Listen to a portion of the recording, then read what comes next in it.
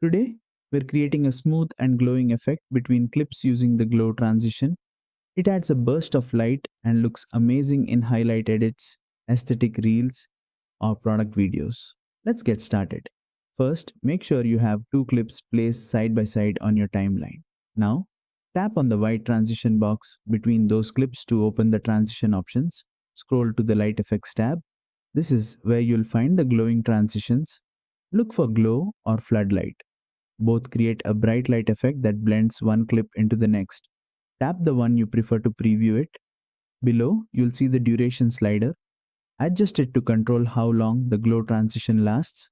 A shorter duration gives a quick flash, while a longer one makes the transition feel smoother and more cinematic. Once it looks good, tap the check mark to apply the transition. And that's it. You've added a glow transition to your video in just a few taps. If you found this helpful, make sure to hit like and subscribe for more quick CapCut tutorials.